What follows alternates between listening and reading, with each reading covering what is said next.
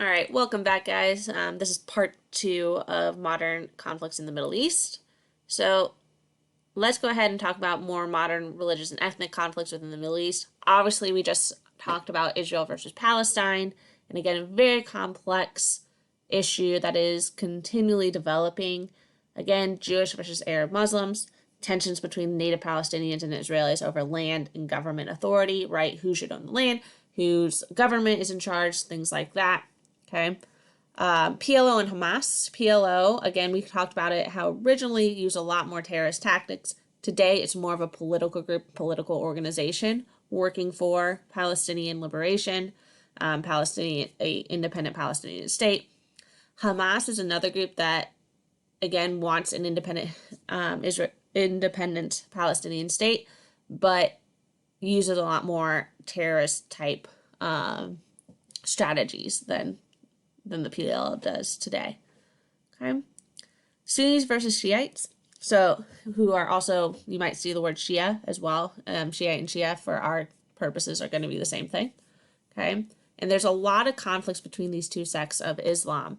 And you guys should have talked about the schism last year in World One, right, where we had the separation of the two major sects of Islam, and different countries are going to form under the different sects there. And a lot of places in the Middle East are in some ways a theocracy, meaning religious government in some way or another, not all.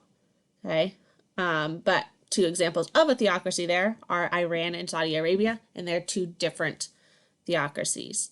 And in a lot of cases, that's going to cause a lot of tensions because they are two different sects of Islam. So Iran and Saudi Arabia do not like each other and get in a lot of conflict with each other. And part of the reason that we are, as the United States, pretty supportive of Saudi Arabia is because they don't like Iran, who we have had a lot of issues with. So that's part of the reason there. Also, we have ISIS, and the ISIS crisis, again, continually developing, lots of different issues within that. This is something that, I mean, between, if I would have given this PowerPoint at the beginning of the year versus now, completely different situation. But for the most part, ISIS is an anti-Shiite group. They are more Sunni organization. And depending on how the situation develops and kind of as more information comes out, this very much may be considered a genocide later on as far as ISIS's actions against Shiite people within the Middle East. So to give you an idea here, the lighter green are more Sunni countries and Sunni populations of Islam versus the darker green that are more Shia or Shiite. Right. If you see in Syria, which we're going to talk about here in a minute, definitely some different sects there, right? Iraq, we have a pretty big divide. Iran, okay, Afghanistan, Yemen down here, which is also going through a civil war currently. So lots of issues within that. All right, let's talk about Egypt. So Egypt, if you remember, was not technically a colony of Great Britain, but was very much controlled by Great Britain for a long time during that time of imperialism. Okay, Egypt, although they had some form of autonomy, Egypt is going to officially kick out the British and British influence under Gamal Abdul Nasser, who you see here as a leader. And he's very much a pan-Arab proponent. So much like we talked about Pan-Africanism in Africa, Pan-Arab is uniting all of the Arab countries as far as having the same culture and a lot more commonalities than differences. He's very much a proponent of that. He becomes an ally of the USSR, again, mostly because Egypt, under Nasser here, is going to be in a lot of conflict with Israel. One of Israel's greatest allies is the United States, so enemy of my enemy, again, is my friend. So they become an ally of the USSR, never become communist, but they do become allies of the USSR in a lot of ways. Okay, this is Nasser and Khrushchev here. You guys might recognize Khrushchev. He was the guy that was in control during the Cuban Missile Crisis in the Soviet Union, was Khrushchev. Okay. Nasser, he really works on modernizing Egypt. He builds the Aswan High Dam on the Nile River, which is going to produce electricity and help modernization in that regard. Pretty big accomplishment there.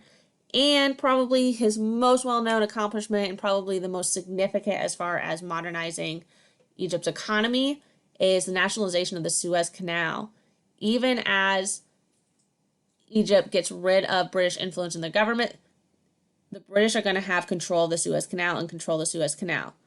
Nasser, he works to make sure that that doesn't happen, and he forcibly takes back the Suez Canal from the British and completely kicks the British out. They're nationalizing the Suez Canal, which is extremely important as far as if you control the Suez Canal, you control trade, you control taxes in that area. All right, so one last thing here we're going to talk about for the Middle East, and again, this is moving more towards our contemporary world unit. Here is the Arab Spring. And the Arab Spring started in Tunisia in 2011 and is then going to spread throughout the Arab world. And it's basically a series of anti-government protests, uprising, armed rebellion against oppressive governments within the Middle East. And a lot of it has to do with oppressive regimes that are a lot more dictatorial than democratic, low standards of living. Different areas are going to have different reasons for uprisings, but they all kind of happen at the same time. You can really compare this to the revolutions of 1848 in Europe, where it starts in France and then spreads all over.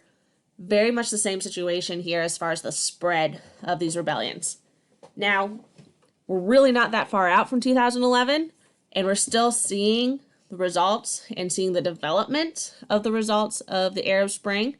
And a lot of these areas, in a lot of these areas, the Arab Spring has not been resolved, and the results of it have not been resolved. And it's still something that we are dealing with currently. So if you take a look here, here are some countries that went through uprisings during the Arab Spring, okay, and some different results there. Green in Tunisia, government was, remember Tunisia was the first, government's overthrown, successful transition to a democracy in Tunisia. Egypt, we have the government was overthrown and new government is still developing there. Egypt is leaning a lot more towards the democracy now, but it's still in development. Okay. In the blue areas, government was not overthrown, but a lot of changes were made to the government and how it operates. Red areas, we're fighting a civil war. Libya, the civil war in that area has calmed down a lot. However, Syria, we still hear a lot about the Syrian civil war.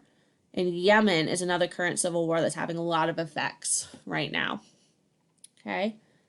And then in Saudi Arabia, in Bahrain, the protests were stopped. No major changes were made. They were just completely put down there. But there were protests in those areas. All right. So I think that is it. Again, all of this stuff is very current, very complicated. And actually next week during our Contemporary World Unit, you're going to start a project on a contemporary world issue. A lot of the modern Middle East, a lot of the conflicts and issues within the modern Middle East are on that list of issues that you can choose if you choose to go into and research a little more of this stuff, which is very interesting and again, still developing, still very relevant.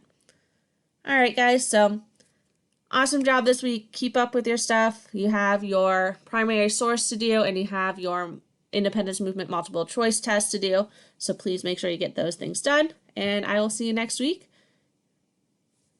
Good job.